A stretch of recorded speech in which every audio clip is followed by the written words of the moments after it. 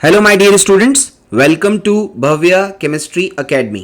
आज के इस वीडियो में हम बात करने वाले हैं चैप्टर 2 सॉल्यूशंस की, जो कि क्लास 12th की केमिस्ट्री का चैप्टर है सीबीएसई और दूसरे स्टेट बोर्ड्स के लिए।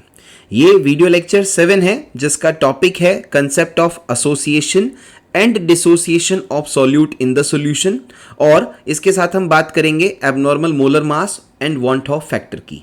तो आइए स्टूडेंट्स, वीडियो की शुरुआत करते हैं। सबसे पहले ही देखते हैं कि एसोसिएशन और डिसोसिएशन क्या होता है, सॉल्यूट का कैसे होता है, उसका क्या कंसेप्ट है सॉल्यूशन के अंदर। तो उसके लिए हम क्या करते हैं, कंपैरिजन के साथ बात करते हैं। एक तरफ हमने लिखा है एसोसिएशन और दूसरी तरफ लिखा है डिसोसिएशन। देखो, एसोसिएशन वर्ड नाम से ही समझ में आ रहा है, एसोसिएट होना, जुड़ना, कंबाइन करना, और डिसोसिएशन का मतलब होता है ब्रेक होना, टूटना, ब्रेक डाउन होना, राइट। तो यहाँ पे जो हम बात कर रहे हैं सॉल्यूट की, यहाँ पे ये फिनोमेना दोनों किसके लिए देखे जाएंगे, जो सॉल्यूशन के अंदर प्रेजेंट सॉल्यूट है उसके लिए। तो हम क्या कहेंगे, एसोसिएशन का मतलब है कि जब सॉल्यूट मॉलिक्यूल जुड़ रहे हैं, और डिसोसिएशन का मतलब है जब सॉल्यूट मॉलिक्यूल ब्रेक डाउन हो रहे हैं। तो जाहिर सी बात है, जब एसोसिएशन होगा तो सॉल्यूट मॉलिक्यूल जुड़ेंगे तो पेयर बनेंगे बहुत सारे, और इस तरह से जो टोटल सॉल्यूट के मॉलिक्यूल्स का नंबर है, जो टोटल सॉल्यूट के पार्टिकल्स का नंबर है, वो डिक्रीज हो जाएगा और बहुत सारे पेयर बन जाएंगे। तो हम क्या कहेंगे, during association the number of solute particles decreases in the solution. Solution के अंदर जो जब एसोसिएशन होगा तो सॉल्यूट पार्टिकल्स का नंबर डिक्रीज हो जाएगा, क्योंकि बहुत सारे पेयर बन जाएंगे। तो मान लीजिए हमारे पास n number of A solute particles हैं और ये an के फॉर्म में जुड़ रहे हैं। अब यहाँ पे n क्या है, तो अलग अलग कंडीशन होती हैं। मान लीजिए दो दो के सेट में जुड़ रहे हैं तो n2 हो जाएगा, इस प्रोसेस को हम डाइमराइजेशन कहेंगे। 3 के सेट में जुड़ रहे हैं तो n3 हो जाएगा, इसे हम ट्राइमराइजेशन कहेंगे। n4 होगा तो टेट्रामराइजेशन कहेंगे। यानी कितने सेट में मॉलिक्यूल जुड़ रहे हैं उसके हिसाब से होगा। अब मान लीजिए हमारे पास 100 मॉलिक्यूल्स हैं और वो दो दो के सेट में जुड़ गए, तो अब अपने पास 50 सेट बनेंगे। तो 50 सेट बनेंगे, इसका मतलब क्या हुआ कि हमारे पास सॉल्यूट मॉलिक्यूल्स सॉल्यूशन के अंदर डिक्रीज हो गए जब एसोसिएशन होता है। अब इधर डिसोसिएशन में समझिए, डिसोसिएशन में क्या होगा कि सॉलिड मॉलिक्यूल्स ब्रेक डाउन होगा। अब ब्रेक डाउन कितने पार्ट्स में हो रहा है, उसके बेसिस पे पता चलेगा कि डिसोसिएशन में कितने मॉलिक्यूल्स बने हैं। डिसोसिएशन होने के बाद सॉलिड पार्टिकल्स कितने नंबर में बने हैं। तो हम क्या कहेंगे, during dissociation the number of solute particles increases in the solution, कि जो सॉल्यूशन है उसके अंदर जो सॉल्यूट पार्टिकल्स हैं और जब उनका डिसोसिएशन हो रहा है तो ऑब्वियसली उनका नंबर इंक्रीज होगा। अब कितना इंक्रीज होगा, तो ऑब्वियसली वो 2 पार्ट्स में ब्रेक होगा, या 3 में ब्रेक होगा, या 4 में ब्रेक होगा, उसके अकॉर्डिंग उनका नंबर बनेगा। ओके, तो ये डेफिनेशन के अकॉर्डिंग हमने बताया कि ये एसोसिएशन का रिप्रेजेंटेशन है, Na गिव्स An, और ये डिसोसिएशन का रिप्रेजेंटेशन है, An गिव्स Na, राइट। तो एसोसिएशन में मॉलिक्यूल्स सॉलिड पार्टिकल्स जुड़ेंगे, जुड़ने की वजह से उनका टोटल नंबर कम हो जाएगा, और डिसोसिएशन में सॉलिड पार्टिकल्स ब्रेक डाउन होंगे तो उनका टोटल नंबर बढ़ जाएगा, इंक्रीज हो जाएगा। ओके स्टूडेंट्स, अब आगे देखिए। अब जब हमने कहा है कि जब एसोसिएशन होगा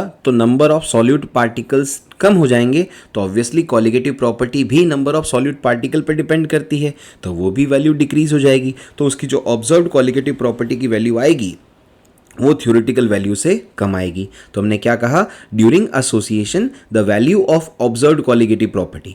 ऑब्जर्व्ड कॉलिगेटिव प्रॉपर्टी का मतलब ये है कि जो एक्सपेरिमेंट करने के बाद आपने ऑब्जर्व की है, is always less than that of theoretical value. तो CP observed is less than CP theoretical. CP theoretical जो आप नॉर्मली कंसिडर करते हो एसोसिएशन डिसोसिएशन नहीं होता है जब, और ऑब्जर्व्ड का मतलब है जब आपने ऑब्जर्वेशन किया है कॉलिगेटिव प्रॉपर्टी का एसोसिएशन होने के बाद, तो वो वैल्यू कम आएगी क्योंकि आपके पास नंबर ऑफ सॉलिड पार्टिकल्स कम हो गए। अब डिसोसिएशन में क्या हुआ कि number of solid particles increase हो गए, तो कॉलिगेटिव प्रॉपर्टी की वैल्यू भी इंक्रीज होगी, और जो ऑब्जर्व्ड कॉलिगेटिव प्रॉपर्टी की वैल्यू आएगी वो थ्योरेटिकल कॉलिगेटिव प्रॉपर्टी की वैल्यू से ज्यादा आएगी। तो हमने क्या कहा है, during dissociation the value of observed colligative property is more than that of their theoretical value, that is CP observed is more than CP theoretical. ठीक है, बात समझ में आ गई सभी को। अब आगे देखिए ध्यान से, थर्ड प्रॉपर्टी।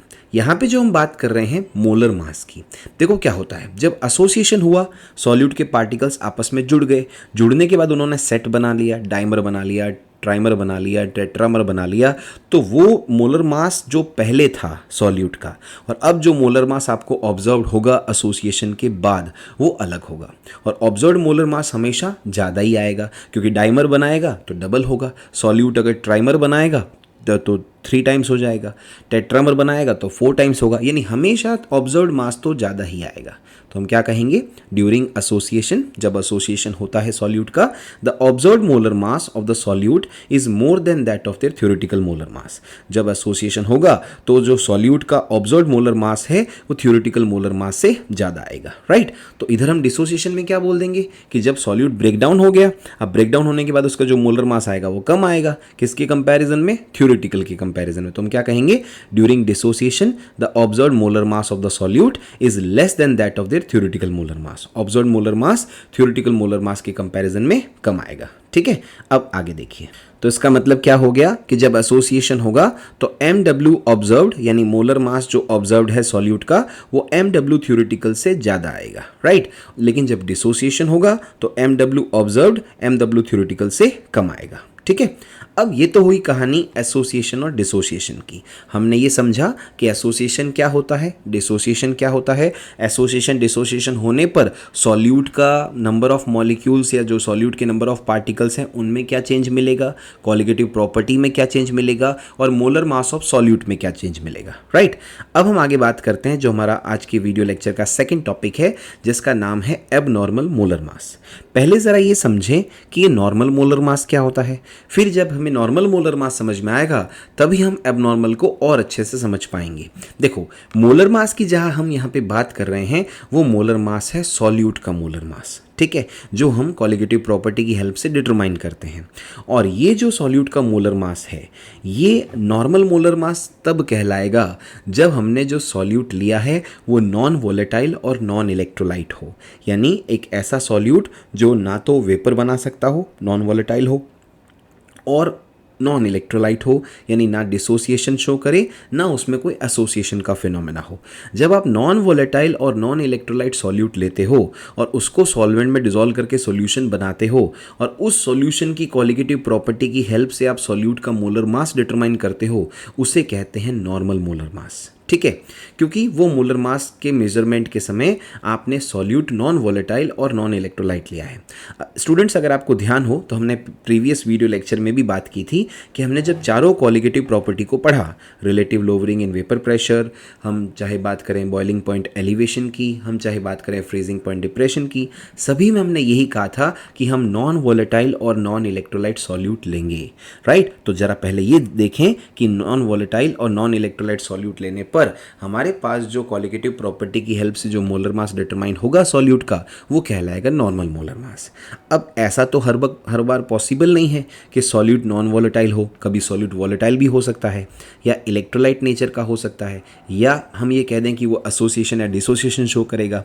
उस कंडीशन में जो आप क्वालिटेटिव प्रॉपर्टी की हेल्प से मोलर मास डिटरमाइन करोगे वो कहलाएगा एबनॉर्मल मोलर मास, ठीक है। तो आइए पहले एक करके दोनों की बात करें। पहले हम जरा नॉर्मल को देखें, नॉर्मल मोलर मास क्या होता है, फिर हमें एबनॉर्मल मोलर मास समझ में आएगा। तो देखिए, when a non volatile and non electrolyte solute is dissolved in a solvent, जब आपने क्या किया, नॉन वोलेटाइल और नॉन इलेक्ट्रोलाइट सॉल्यूट को सॉल्वेंट के अंदर डिसॉल्व किया, then the molar mass of solute, फिर जो उस समय मोलर मास आएगा सॉल्यूट का, can be determined by the help of qualitative properties of the solution. Solution की क्वालिटेटिव प्रॉपर्टी की हेल्प से हम डिटरमाइन कर सकते हैं।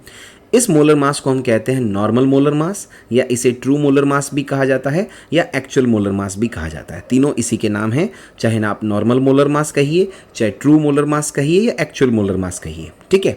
लेकिन अगर हम दूसरी कंडीशन की बात करें, but when the solute dissolved in the solution undergoes either association और डिसोसिएशन। अब क्या हो रहा है कि आपने जो सॉल्यूट लिया है वो सॉल्वेंट के अंदर जाने पर, सॉल्यूशन के अंदर डिसॉल्व होने पर, वो जो सॉल्यूट है या तो डिसोसिएशन शो कर रहा है या एसोसिएशन शो कर रहा है। दोनों कंडीशन में, चाहे एसोसिएशन हो या डिसोसिएशन हो, दोनों कंडीशन में क्या होगा, then the molar mass of the solute determined by the help of qualitative properties of the solution will be either more than or less than that of true or normal or actual molar mass। तो इसका मतलब यह है कि जब association और dissociation होगा solute का सॉल्यूशन के अंदर, तब जो सॉल्यूट का मोलर मास आप डिटरमाइन करेंगे क्वालिटेटिव प्रॉपर्टी की हेल्प से, वो कभी भी सेम नहीं आएगा। जो ट्रू मोलर मास है या एक्चुअल मोलर मास है, या तो उससे ज़्यादा आएगा या उससे कम आएगा, राइट। तो हम क्या कह रहे हैं, देखिए ध्यान से, तो हम ये कह रहे हैं कि जो ये एक्सपेरिमेंटली ऑब्जर्व्ड मोलर मास है, इसी को ही हम abnormal molar mass of solute कहते हैं। ओके, तो आपने देखा हमने बात की abnormal molar mass of solute की, लेकिन उसके पहले हमने normal molar mass of solute को समझा। तभी पता चला कि abnormal molar mass of solute वो है जब सॉल्यूट एसोसिएशन और डिसोसिएशन करता है, तब आता है, राइट। तो जब सॉल्यूट एसोसिएशन डिसोसिएशन नहीं करेगा तो एबनॉर्मल मोलर मास और नॉर्मल मोलर मास एक ही चीज़ है, कोई डिफरेंस नहीं है। लेकिन जब सॉल्यूट एसोसिएशन या डिसोसिएशन शो करता है सॉल्यूशन के अंदर, तब उसका जो मोलर मास आएगा वो एबनॉर्मल मोलर मास आएगा, क्योंकि वो मोलर मास जो एबनॉर्मल मोलर मास है वो या तो नॉर्मल मोलर मास से ज़्यादा है या उससे कम है। अब हम बात करते हैं नेक्स्ट टॉपिक की, जिसका नाम है want Hoff factor iota, right. Want Hoff factor iota क्या होता है उसको समझते हैं। तो वॉन्ट ऑफ फैक्टर जो था, वो वॉन्ट ऑफ ने जो ये फैक्टर दिया आयोटा, ये वॉन्ट ऑफ फैक्टर हमको बताता है कि सॉल्यूट का एसोसिएशन या डिसोसिएशन कितना हुआ है सॉल्यूशन के अंदर। वो वैल्यू एक्सप्रेस होती है वॉन्ट ऑफ फैक्टर आई से। तो हम क्या कहना चाह रहे हैं, देखिए, the extent of association or dissociation of solute in the solution is expressed in terms of a factor known as want of factor। यानी किसी भी सॉल्यूशन के अंदर जो सॉल्यूट प्रेजेंट है उसका एसोसिएशन और डिसोसिएशन कितना हुआ है, किस हद तक हुआ है, वो एक फैक्टर के द्वारा एक्सप्रेस किया जाता है, जिसे वॉन्ट ऑफ फैक्टर आयोटा या आई कहते हैं, राइट। अब जरा देखिए इसको कैसे समझेंगे। तो हम ये कह सकते हैं it is defined as the ratio of observe number of moles to that of theoretical number of moles of solute. यानी वॉन्ट ऑफ फैक्टर की अगर हम डेफिनेशन की बात करें तो वॉन्ट ऑफ फैक्टर क्या होता है, इसको ऐसे डिफाइन कर सकते हैं कि observe number of moles of solute जो हैं उसका theoretical number of moles of solute के साथ जो रेशियो है वही वॉन्ट ऑफ फैक्टर कहलाता है। तो हम क्या बोल देंगे, I is equal to observe number of moles of solute divided by theoretical number of moles of solute. पर अभी मैंने आपको क्या समझाया कि observe number of moles of solute का मतलब है जो एक्सपेरिमेंट के बाद आपको ऑब्जर्व होंगे, यानी जब सॉल्यूट एसोसिएशन या डिसोसिएशन शो करेगा उसके बाद जो ऑब्जर्व होंगे वो ऑब्जर्व नंबर ऑफ मोल्स है। और थ्योरेटिकल का मतलब है जो एक्सपेरिमेंट शुरू होने से पहले थे। तो थ्योरेटिकल का मतलब ये कह सकते हैं जो एसोसिएशन या डिसोसिएशन से पहले जो सॉल्यूट के नंबर ऑफ मोल्स थे वो थ्योरेटिकल हैं और एक्सपेरिमेंट के बाद जो है वो ऑब्जर्व्ड है। तो हम क्या बोल देंगे, आई क्या हो जाएगा, number of moles of solute after association और डिसोसिएशन, और अपॉन में क्या हो जाएगा, number of divided by number of moles of solute before association और डिसोसिएशन। तो आई क्या होगा, जो सॉल्यूट के मोल्स आपको डिसोसिएशन के बाद मिले उसका रेशियो किसके साथ, जो डिसोसिएशन और एसोसिएशन से पहले थे, राइट। अब हम आगे बात करते हैं अलग अलग डिफरेंट फॉर्म्स में वॉन्ट ऑफ फैक्टर को एक्सप्रेस करते हैं। तो देखिए ध्यान से, अब हम क्या कह रहे हैं कि जो कॉलिगेटिव प्रॉपर्टी होती है सॉल्यूशन की वो number of moles of solute particle पर डिपेंड करती है। तो जब हम वॉन्ट ऑफ फैक्टर को number of moles of solute particles के टर्म्स में एक्सप्रेस कर रहे हैं तो वॉन्ट ऑफ फैक्टर को कॉलिगेटिव प्रॉपर्टी के टर्म्स में भी एक्सप्रेस कर सकते हैं। तो हम क्या कह रहे हैं, देखिए, since the colligative property of the solution depends on the number of moles of solute particles. Colligative property of solution जो होती है वो number of moles of solute particle पर डिपेंड करती है। देयरफॉर आई जो वॉन्ट ऑफ फैक्टर है वो क्या आएगा, observed colligative property upon theoretical colligative property. Observed colligative property और थ्योरेटिकल कॉलिगेटिव प्रॉपर्टी के रेशियो के बराबर आएगा, राइट।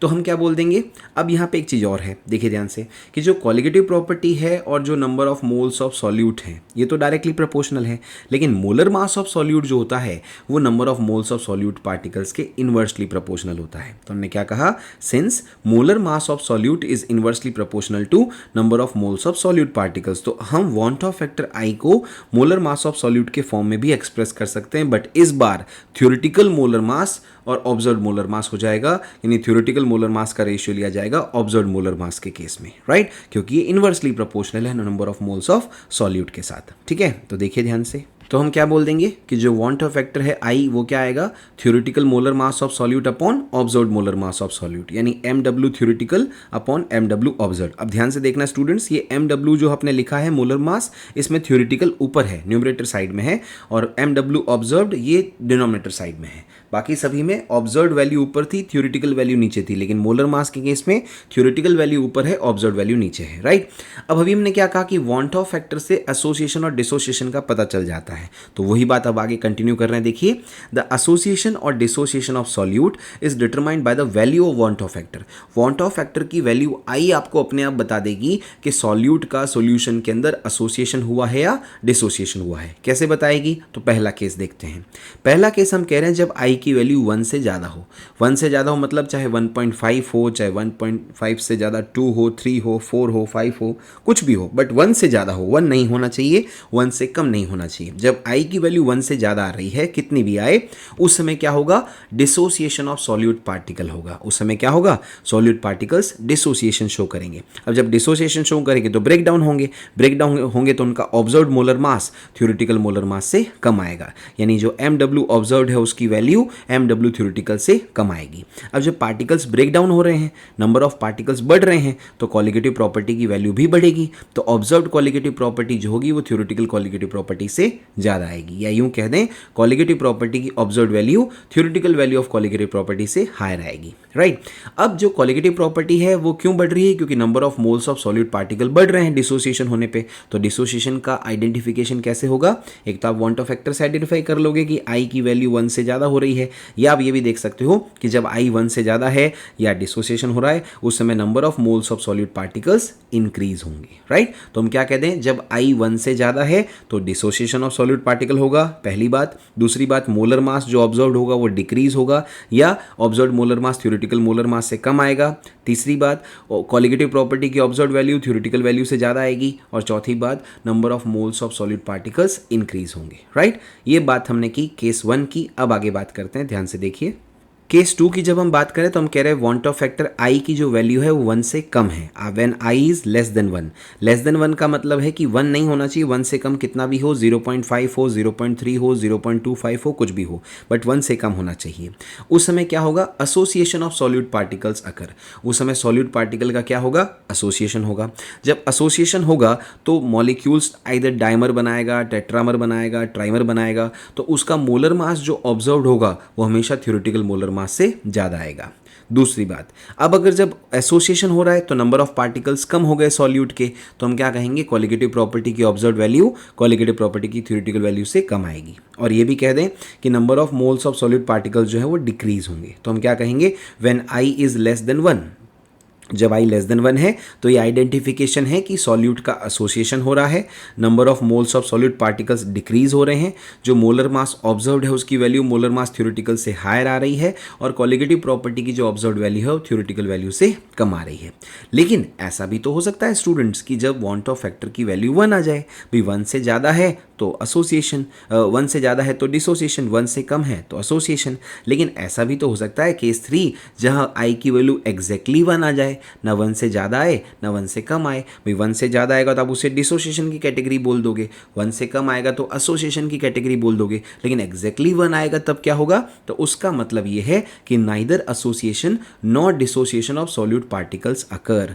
यानी जब आई की वैल्यू एग्जैक्टली 1 आती है तो इसका मतलब ये है कि न्यूमरेटर डिनोमिनेटर दोनों सेम है, observed value of colligative property और theoretical value of colligative property same है, सॉल्यूट एसोसिएशन डिसोसिएशन नहीं शो कर रहा है। तो it means neither association nor dissociation of solute particles occur. Okay students, अब आगे देखिए ध्यान से। इसका मतलब ये हो गया कि जितनी भी कॉलिगेटिव प्रॉपर्टीज हैं सॉल्यूशन की, उन सभी को हम वॉन टॉप फैक्टर के टर्म्स में एक्सप्रेस कर सकते हैं। तो हम क्या कहेंगे? The colligative properties of the solution have to be expressed in terms of van't Hoff factor. क्योंकि देखो अब वॉन टॉप फैक्टर इतना इंपॉर्टेंट हो गया कि इसकी वैल्यू 1 भी हो सकती है, 1 से ज़्यादा भी हो सकती है, 1 से कम भी हो सकती है। तो अब हम इसको इग्नोर नहीं कर सकते, हमें सारे कॉलिगेटिव प्रॉपर्टीज ऑफ सॉल्यूशन के फॉर्मूले में वॉन टॉप फैक्टर को इन्वॉल्व करना होगा। सारे वॉन टॉप फैक्टर के फॉर्मूले के साथ ही आएंगे, मतलब ये कह दें सभी कॉलिगेटिव प्रॉपर्टीज के फॉर्मूले में वॉन टॉप फैक्टर इंक्लूड होगा, उसको इंक्लूड करके ही फिर आप फॉर्मूले को लिखोगे, क्योंकि उसकी वैल्यू 1 हो सकती है, 1 से ज़्यादा हो सकती है, 1 से कम हो सकती है। तो हम क्या कहेंगे? पहली colligative property relative lowering of vapour pressure, तो इसमें क्या हो जाएगा formula? PO minus PS upon PO, यानी relative lowering in vapour pressure is equal to I into W solute into MW solute upon MW solute into W solvent. मैं वापस repeat कर देता हूँ, I जो वांटो फैक्टर है, W solute into MW solvent. W solute यानी solute का मास इन ग्राम, MW सॉल्वेंट मतलब molar mass of solvent, right. MW solute मतलब मोलर मास ऑफ सॉल्यूट और W सॉल्वेंट मतलब मास of solvent in gram, right. ये फॉर्मूला तो हमारे पास था ही था, इसमें हमने क्या इन्वॉल्व कर दिया, आई। अब अगर आई एसोसिएशन है तो आप लेस देन है 1 रखेंगे, जो भी वैल्यू होगी इसकी। अगर डिसोसिएशन है तो मोर देन 1 रखेंगे, जो भी आई की वैल्यू होगी। और एग्जैक्टली 1 कब आएगा, जब एसोसिएशन डिसोसिएशन नहीं हो रहा है। इसी तरह से देखिए सेकंड कॉलिगेटिव प्रॉपर्टी जो आपने पढ़ रखी है प्रीवियस लेक्चर्स के अंदर, boiling point elevation. Boiling point elevation का फॉर्मूला क्या होता है, delta TB is equal to KB into M. इसमें भी आई इन्वॉल्व हो जाएगा, तो डेल्टा टीबी होगा आई इंटू केबी इंटू एम। आई वांटो फैक्टर हो जाएगा, केबी मोलर एलिवेशन कांस्टेंट और एम हो जाएगा मोलैलिटी ऑफ सॉल्यूशन।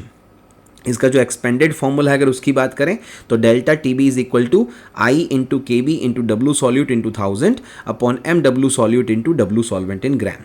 आई तो आपको पता ही है van't Hoff factor, K B molar elevation constant और W solute mass of solute जो है वो, M W solute molar mass of solute और W solvent mass of solvent in gram, right.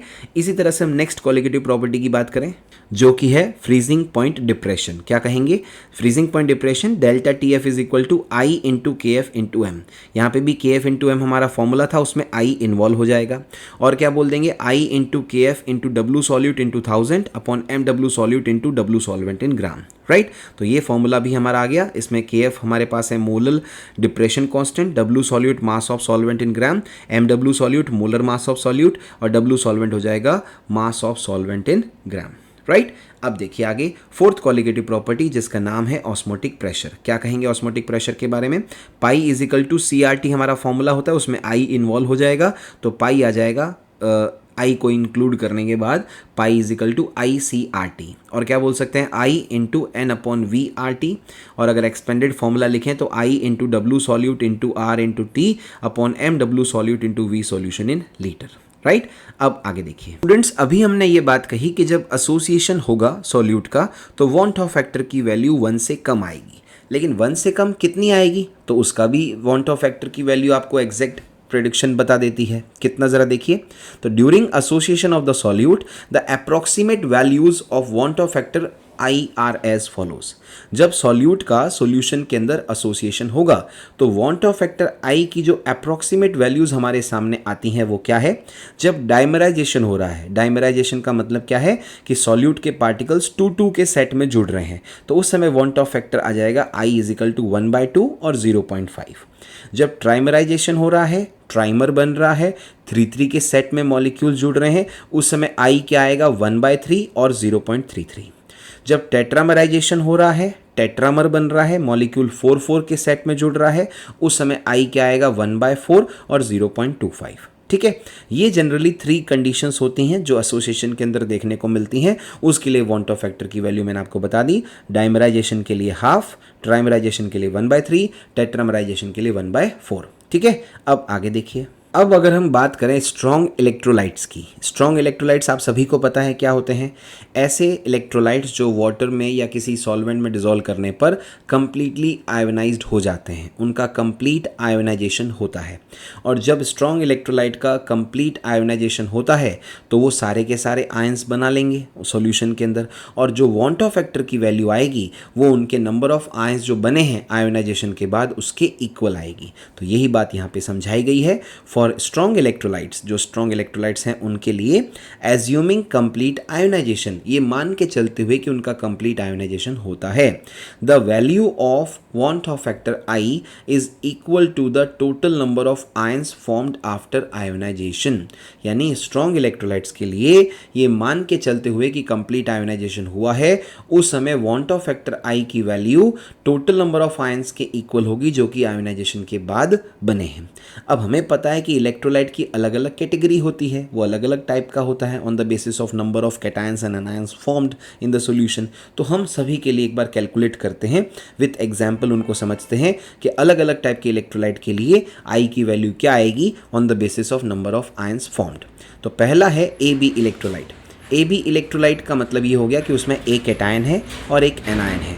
ऐसे इलेक्ट्रोलाइट कौन होते हैं, जैसे आपने कहा NaCl हो गया, MgSO4 हो गया, इसमें यूनिवेलेंट कैटायन और यूनिवेलेंट एनायन है, बाइवेलेंट कैटायन या बाइवेलेंट एनायन है, बट हमारे पास नंबर ऑफ आयंस 2 ही हैं, इसलिए हमने बोला AB इलेक्ट्रोलाइट। और जब आप इस AB इलेक्ट्रोलाइट के एक्वस सॉल्यूशन के अंदर देखोगे तो आपको A प्लस एक्वस कैटायन मिलेगा और B माइनस एक्वस कैटायन मिलेगा अगर NaCl टाइप का है तो।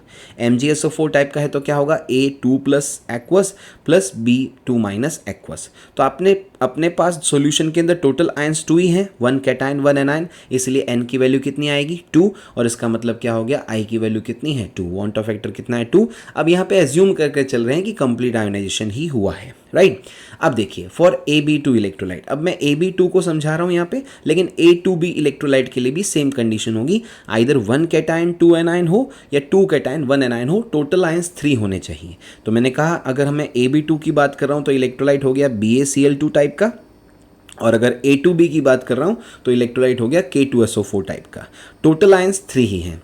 तो जैसे मैंने AB2 एक्वस को समझाया तो ये क्या बनाएगा, A2 plus aqueous plus 2B minus aqueous, यानी 1 कैटायन है 2 एनायन है, टोटल आयंस 3 हैं तो N 3 हो जाएगा, तो वांट ऑफ फैक्टर की वैल्यू भी 3 आएगी, ये मान के चलते हुए कि हमारे पास कंप्लीट आयोनाइजेशन हो रहा है गिवन सॉल्यूट का, राइट। अब आगे देखिए, आगे बात करें जो टाइप 3 का इलेक्ट्रोलाइट है AB3 इलेक्ट्रोलाइट। अब यहाँ पे आप AB3 के लिए समझें चाहे A3B के लिए समझें, एक ही बात है। AB3 का मतलब है 1 कैटायन 3 एनायन और A3B का मतलब होता है 3 कैटायन 1 एनायन। कंडीशन सेम है, AB3 का एग्जाम्पल हो जाएगा AlCl3 और A3B का एग्जाम्पल हो जाएगा Na3PO4। दोनों केस में आपके पास टोटल आयंस 4 मिलेंगे। जैसे मैंने AB3 एक्वस का एग्जाम्पल लिया तो इसके एक्वस सॉल्यूशन में आप देखेंगे आपके पास A3 प्लस एक्वस है और 3B माइनस एक्वस है, यानी 1 कैटायन है और 3 एनायन है। टोटल आयंस आपके पास कितने हो गए 4, और जब टोटल आयंस N4 आ गया तो एज्यूमिंग कंप्लीट आयोनाइजेशन आपके पास वांट ऑफ फैक्टर की वैल्यू I भी कितनी आएगी 4 आएगी, राइट। इसी तरह से जो फोर्थ कैटेगरी ऑफ इलेक्ट्रोलाइट है A2B3 इलेक्ट्रोलाइट, इसको आप A3B2 के लिए भी सेम समझ सकते हैं, चाहे 2 कैटायन 3 एनायन हो चाहे 3 कैटायन 2 एनायन हो, टोटल आयंस हमारे पास 5 होने चाहिए इस कंडीशन के हिसाब से। तो क्या कहा हमने कि चाहे हमारे पास दोनों कंडीशन हो, तो A2B3 का एग्जाम्पल हो गया Al2SO4 होल थ्राइस और A3B2 का एग्जाम्पल हो गया Ca3PO4 होल ट्वाइस। तो जैसे मैंने A2B3 एक्वस सॉल्यूशन लिया, उसमें हमने देखा कि 2A3 प्लस एक्वस बन रहा है और 3B माइनस 2 एक्वस बन रहा है, और टोटल आयंस हमारे पास कितने हैं 5, और जब टोटल आयंस 5 है तो वांट ऑफ फैक्टर I की वैल्यू भी कितनी आएगी 5 आएगी।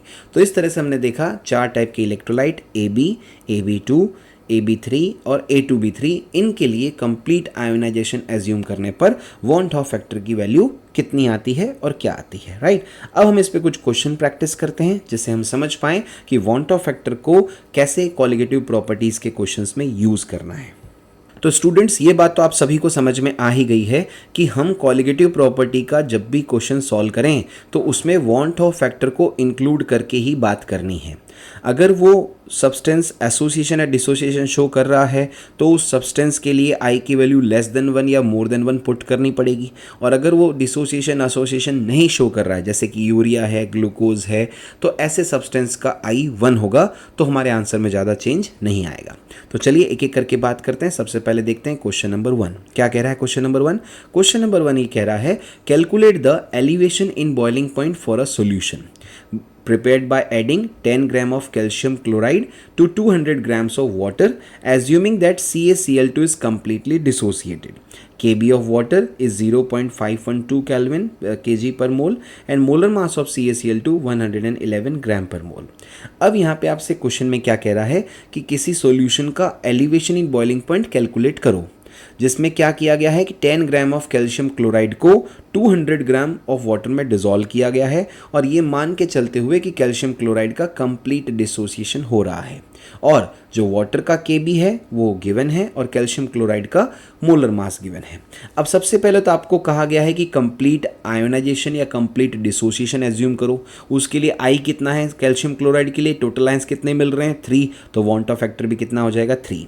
हमारा एलिवेशन इन बॉइलिंग पॉइंट का फॉर्मूला क्या है, delta TB is equal to I into KB into W solute into 1000 upon MW solute into W solvent in gram. अब सारी वैल्यूज पुट करते हुए चलें। वाटर फैक्टर कितना है 3, Kb क्वेश्चन में गिवन है 0.512, W सॉल्यूट जो कैल्शियम क्लोराइड को डिजोल्व कर रहे हो कितनी क्वांटिटी है 10,000 एज इट इज़ आ जाएगा। मोलर मास ऑफ सॉल्यूट कितना है 111 जो आपको क्वेश्चन में गिवन है, और जो सॉल्वेंट है वाटर है उसके लिए मोलर मास कितना है 200। सारी वैल्यूज पुट करेंगे तो हमारे पास डेल्टा टी भी आ जाएगा सॉल्व करने के बाद 0.69 केल्विन। बट स्टूडेंट्स ध्यान से, ये आंसर नहीं है, ये डेल्टा टी बी की वैल्यू है। अगर आपसे क्वेश्चन में पूछता कि एलिवेशन इन बॉइलिंग पॉइंट कितना आएगा तो हमारा आंसर हो गया। बट यहाँ पे देखिए, हाँ वैसे हम क्वेश्चन की जहाँ तक बात करें उसने एलिवेशन ही पूछा, लेकिन कई बार क्या होता है ना कि हमें आंसर को अच्छे से समझना as per the need of the question. अब यहाँ तो चलो उसने यही कहा है calculate the elevation in boiling point, तो आंसर ठीक है, लेकिन क्वेश्चन ये आता calculate the boiling point for the solution, ये वर्ड एलिवेशन वहाँ से हट जाता तो ये फिर डेल्टा टी बी हमें सॉल्व आगे भी करना पड़ता। बट यहाँ आपके लिए इतना ही है कि एलिवेशन वर्ड इन्वॉल्व है, यानी आपसे डेल्टा टी बी ही पूछा है। कई बार आपसे टी पूछ लेता है सॉल्यूशन का बॉइलिंग पॉइंट कितना होगा, तो फिर आपका एक स्टेप और बढ़ जाता है। इसलिए ध्यान से, ये आंसर हो भी सकता है और नहीं भी, as per the need of the question. Current जो क्वेश्चन हमारे सामने गिवन है इसकी बात करें तो ये एलिवेशन इन बॉइलिंग पॉइंट पूछ रहा है, कितना होगा, तो elevation in boiling point delta T B 0.69 kelvin ही होगा, राइट। अब आगे देखिए, नेक्स्ट क्वेश्चन बात करते हैं। नेक्स्ट क्वेश्चन है ऑस्मोटिक प्रेशर पे बेस्ड। क्या कह रहा है, the osmotic pressure of a dilute solution of an ionic compound XY in water is 4 times to that of a solution of 0.01 BaCl2M in water. Assuming complete dissociation of the given ionic compounds in water, the concentration of XY in mole per liter in the solution is, right। अब यहाँ पे देखिए क्या कहा गया है, आपके पास option है XY की कंसेंट्रेशन मोल पर लीटर में कितनी होगी 6 × 10⁻², 4 × 10⁻⁴, 16 × 10⁻⁴ एंड 4 × 10⁻²। क्वेश्चन क्या कह रहा है कि आपको क्या कहा गया है कि जो एक डाइल्यूट सॉल्यूशन है किसी आयनिक कंपाउंड XY का वाटर के अंदर, उसका ऑस्मोटिक प्रेशर 4 टाइम्स है किसके कंपैरिजन में, जो 0.01 MBaCl2 का सॉल्यूशन है वाटर के अंदर उसके कंपैरिजन में। आपको ये मान के चलना है कि दोनों इलेक्ट्रोलाइट का कंप्लीट आयोनाइजेशन हो रहा है, कंप्लीट डिसोसिएशन हो रहा है वाटर के अंदर। तो बताइए XY की कंसेंट्रेशन क्या होगी, जिसके पास आपके लिए ऑप्शन भी गिवन है। इस क्वेश्चन का सही आंसर है ए, यानी 6 × 10⁻² मोल पर लीटर कंसेंट्रेशन होगी उस सब्सटेंस XY की। अभी कैसे आया, तो जरा इसका सोल्यूशन देखते हैं। तो देखिए ध्यान से, देखिए क्या बोल देंगे हम, जैसा कि क्वेश्चन में कहा गया है कि XY जो है उसका ऑस्मोटिक प्रेशर 4 टाइम्स है BaCl2 के ऑस्मोटिक प्रेशर के कंपैरिजन में। अब क्योंकि आपने क्या कहा गया क्वेश्चन में कि एज्यूमिंग कंप्लीट डिसोसिएशन एज्यूम करके चलो, तो आपने कहा XY के लिए I कितना है, तो वो है 2, यानी 2 आयंस देगा ये, तो नंबर ऑफ आयंस 2 है, N अगर 2 है तो I भी 2 आएगा। BaCl2 के लिए टोटल नंबर ऑफ आयंस 3 हैं, तो वाटर फैक्टर I भी कितना आएगा 3 आएगा। अब ऑस्मोटिक प्रेशर का फॉर्मूला रखते हैं, π1 C1 RT फॉर XY, और क्योंकि ये 4 टाइम्स है तो पाई की वैल्यू पुट कर देंगे, 4 एज इट इज़ आ जाएगा, 4 I2 C2 RT, this is for BaCl2। RT cancel हो जाएगा, राइट। I1 कितना है 2 फॉर BaCl2, C1 आपको कैलकुलेट करना है, RT कैंसिल हो गया, 4 जो यहाँ पे गिवन है, वाटर फैक्टर BaCl2 के लिए 3 है और RT कैंसिल हो गया, कंसंट्रेशन BaCl2 की 0.01। सॉल्व कर लेंगे, XY के लिए कंसंट्रेशन कितनी आएगी, तो C1 आएगी 0.12 डिवाइडेड बाय 2, ये आएगा 0.06, जिसको आप बोल सकते हो 6 × 10⁻²। ओके स्टूडेंट्स, अब आगे देखिए ध्यान से। क्वेश्चन नंबर 3 जो है वो है फ्रीजिंग पॉइंट डिप्रेशन पे बेस्ड। क्या कह रहा है जरा देखिए, calculate the freezing point of a solution. देखिए अब स्टूडेंट्स आ गया ना, यहाँ पे आपको फ्रीजिंग पॉइंट कैलकुलेट करना है, फ्रीजिंग पॉइंट डिप्रेशन कैलकुलेट नहीं करना है। फ्रीजिंग पॉइंट डिप्रेशन अगर कैलकुलेट करना होता तो डेल्टा TF कैलकुलेट करना होता, यहाँ पे आपको फ्रीजिंग पॉइंट कैलकुलेट करना है, T सॉल्यूशन कैलकुलेट करना, राइट। तो ध्यान से आपको वर्ड से ही शुरुआत से समझ जाना है। क्वेश्चन ये कह रहा है calculate the freezing point of solution when 1.9 grams of MgCl2 molar mass 95 gram पर mole was dissolved in 50 grams of water assuming MgCl2 undergoes complete ionization। KF for water is equal to 1.86 kelvin kg पर मोल, right. अब देखते हैं इसका solution क्या होगा। Question तो आपको समझ में आ गया कि आपको सोल्यूशन का फ्रीजिंग पॉइंट कैलकुलेट करना है, जिसमें 1.9 ग्राम MgCl2 जिसका मोलर मास 95 ग्राम पर मोल है उसको डिसॉल्व किया गया 50 ग्राम्स ऑफ वाटर में, और इसमें एज्यूम ये करना है कि MgCl2 का कंप्लीट आयोनाइजेशन हो रहा है, और वाटर का KF कितना है वो आपको गिवन है 1.86 केल्विन kg पर मोल। तो देखिए इसका सोल्यूशन कैसे होगा। सबसे पहले तो देखिए वांट ऑफ फैक्टर MgCl2 के लिए कितना है, वो है 3। टोटल आयंस कितने मिल रहे हैं, 3। n की वैल्यू 3 है तो वांट ऑफ फैक्टर भी कितना आएगा, 3। ये मान के चलते हुए कि कंप्लीट आयोनाइजेशन हो रहा है। अब डेल्टा TF का फॉर्मूला क्या होता है, I into KF into W solute into 1000 MW solute into W solvent in gram. तो डेल्टा TF कितना आएगा, I की वैल्यू है 3, वांट ऑफ फैक्टर 3 है, KF है 1.86, डब्ल्यू सॉल्यूट है 1.9 और 1000 है गिवन, और मोलर मास ऑफ सॉल्यूट है 95 और डब्ल्यू सॉल्वेंट है 50। जब वैल्यू सारी पुट कर देंगे तो फर्दर सॉल्व करेंगे तो देखिए कंप्लीट सॉल्व करने के बाद डेल्टा TF आपके पास आ जाएगा 2.23 केल्विन, राइट। अब आपको डेल्टा TF तो आ गया, यानी फ्रीजिंग पॉइंट डिप्रेशन तो आपके पास आ गया, आपको निकालना है फ्रीजिंग पॉइंट ऑफ सॉल्यूशन। तो फ्रीजिंग पॉइंट डिप्रेशन का फॉर्मूला होता है delta TF is equal to TF minus T solution, solvent का फ्रीजिंग पॉइंट और सॉल्यूशन का फ्रीजिंग पॉइंट। सॉल्वेंट का फ्रीजिंग पॉइंट क्योंकि आपने वाटर ले रखा है तो वाटर का फ्रीजिंग पॉइंट होता है 273.15 केल्विन। सॉल्यूशन का आपको कैलकुलेट करना है तो वैल्यूज पुट कर देंगे। डेल्टा TF आपने ऊपर ऑलरेडी कैलकुलेट कर रखा है 2.23 केल्विन, TF आपको पता है 273.15 केल्विन, और T सॉल्यूशन का फ्रीजिंग पॉइंट आपको कैलकुलेट करना है। तो T सॉल्यूशन कितना आएगा 273.15 केल्विन माइनस 2.23 केल्विन, ये आएगा आपके पास माइनस करने के बाद 270.92 केल्विन। ओके, अब आगे देखिए। अब बात करते हैं क्वेश्चन नंबर 4 की। ये ऑस्मोटिक प्रेशर पे बेस्ड है। क्या कह रहा है जरा देखिए, determine the osmotic pressure of solution. आपको किसी सॉल्यूशन का ऑस्मोटिक प्रेशर डिटरमाइन करना है। Prepared by dissolving 2.5 into 10⁻²2 gram of K2SO4 in 2 litre of water at 25 degree Celsius. जिसको बनाया गया है, कैसे बनाया गया है, 2.5 इंटू 10⁻²2 ग्राम K2SO4 को डिसॉल्व किया गया 2 लीटर ऑफ वाटर में। कब डिसॉल्व किया, टेम्परेचर था 25 degree Celsius. Assuming that it is completely dissociated, ये मान के चलना है कि जो K2SO4 है वो कम्प्लीटली डिसोसिएट हुआ है। तो R आपको गिवन है 0.082 litre atmosphere mole inverse kelvin inverse, और molar mass of K2SO4 given है 174 ग्राम पर मोल, राइट। अब देखिए, जो सबसे पहली बात आपको पता है क्वेश्चन सॉल्व करने से पहले ही, कि अगर हम K2SO4 का कंप्लीट डिसोसिएशन माने तो उसके लिए टोटल आयंस कितने आएंगे, 3। टोटल आयंस 3 आएंगे तो I जो वांट ऑफ फैक्टर है K2SO4 के लिए वो भी कितना आएगा, 3, राइट। अब हम ऑस्मोटिक प्रेशर के फॉर्मूले के अंदर सारी वैल्यूज पुट कर देंगे तो हमारे पास ऑस्मोटिक प्रेशर आराम से आ जाएगा। तो देखिए ध्यान से क्या कहा हमने, सारा पहले तो फॉर्मूला देखिए, pi osmotic pressure is equal to I into W K2SO4 into R into T upon MW K2SO4 into V solution in litre.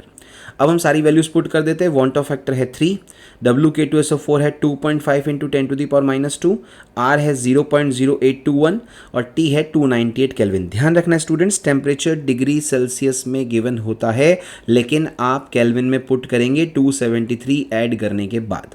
Molar mass of K2SO4 174 और वॉल्यूम लीटर में ही दे रखा है तो डिवाइड बाय 2 हो जाएगा। Solve कर लेंगे इसको तो आ जाएगा pi is equal to 5.27 into 10⁻² atmosphere, right. तो इस तरह से स्टूडेंट्स आपने देखा, इस वीडियो में हमने सबसे पहले बात की एसोसिएशन क्या होता है उसके बारे में, डिसोसिएशन क्या होता है उसके बारे में, उनका कंपैरेटिव स्टडी किया। फिर हमने बात की एबनॉर्मल मोलर मास क्या होता है, उसके साथ साथ हमने नॉर्मल मोलर मास को भी समझा। फिर हमने वांट ऑफ फैक्टर की बात की, उसके डेफिनेशन को समझा, उसके अलग अलग एक्सप्रेशन को समझा। फिर हमने देखा कि वांट ऑफ फैक्टर की वैल्यूज़ I इक्वल टू 1 है, लेस देन 1 है, मोर देन 1 है, ये क्या सजेस्ट करती हैं। एसोसिएशन के लिए जनरली क्या वैल्यूज़ आती हैं I की। डिसोसिएशन अगर हो रहा है कंप्लीट डिसोसिएशन इलेक्ट्रोलाइट्स का, तो हमने AB electrolytes, AB2 electrolytes, AB3 electrolytes, A2B3 electrolytes सभी के लिए वांट ऑफ फैक्टर कैलकुलेट किया, अलग अलग कंडीशन मानते, और फिर हमने कुछ क्वेश्चन प्रैक्टिस की कोलिगेटिव प्रॉपर्टीज़ के साथ वांट ऑफ फैक्टर को इन्वॉल्व करते हुए। तो उम्मीद करते हैं यहाँ पे सारी बात आपको समझ में आई होगी। अगर आपको कोई भी बात नहीं समझ में आई है तो आप कमेंट सेक्शन में जरूर मेंशन कीजिए, ताकि उस पे बेस्ड हम एक सेपरेट वीडियो बना लें। और अभी तक आपने हमारे चैनल को सब्सक्राइब नहीं किया है तो जरूर सब्सक्राइब कीजिए, ताकि आपको 12th क्लास केमिस्ट्री का कंप्लीट सिलेबस सिस्टमेटिक फॉर्म में अवेलेबल हो जाए नोटिफिकेशन के through. Okay students, thank you very much, keep studying chemistry, bye bye.